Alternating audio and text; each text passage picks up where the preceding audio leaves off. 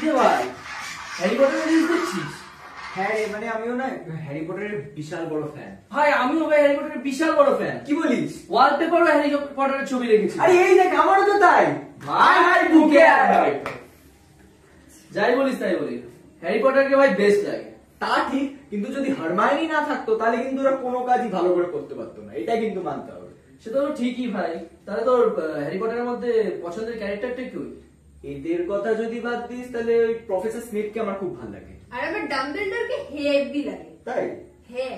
Goblin of ফায়ারের মুভিটা দেখেছি, ওটা তো অসাধারণ। হ্যাঁ হ্যাঁ, সত্যি এটা। এই দাঁড়া তোরা কি তখন থেকে কি সব নিয়ে আলোচনা করে যাচ্ছিস? আমরা হ্যারি পটারকে নিয়ে আলোচনা করছি। Harry Potter? সেটা আবার কি? আরে তুই হ্যারি পটারকে চিনিস না? তাহলে তুই বেঁচে আছিস কি করে?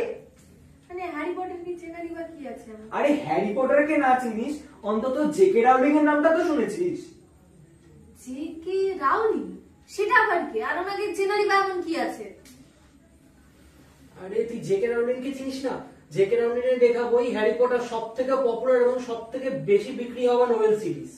আর হ্যারি হলো এই উইজার্ডিং ওয়ার্ল্ডের নায়ক। তার মানে হ্যারি পটার হলো গল্পের একটা চরিত্র। Harry Potter is the boy who lived, the chosen one and the savior of Hogwarts. আচ্ছা ঠিক আছে, মানে আচ্ছা, আর এই জেকে হাউলিং? রাউলিং। ও মানে তিনি উনিও কি হলেন- উইজার্ডিং এর ক্যারেক্টার একটা? তিনি হলেন উইজার্ডিং ওয়ার্ল্ডের হ্যারি পটারের স্রষ্টা এবং একটি প্রকৃত জাদুঘর যার লেখার মধ্যে জাদু ছিল। আর যদি ওনার কথা যদি মানি, তাহলে একজন মানুষের জীবনে কিভাবে স্ট্রাগল করার পরেও নিজের স্বপ্নকে বাস্তবায়িত করতে হয় তার প্রকৃষ্ট একজন মূর্ত রূপ হলেন এই জেকে রাউলিং। স্ট্রাগলিংয়ের কথা যাই বলিস ভাই, তার স্ট্রাগল দেখে জীবনে অনেক কিছুই শিখেছে। তার স্ট্রাগলিং টাইমে ভাই তার হাজবেন্ডও তাকে ছেড়ে চলে গেছিল এবং তারপর তার একা মেয়েকে নিয়ে তার স্ট্রাগলিং এর পথ চলা শুরু হয়।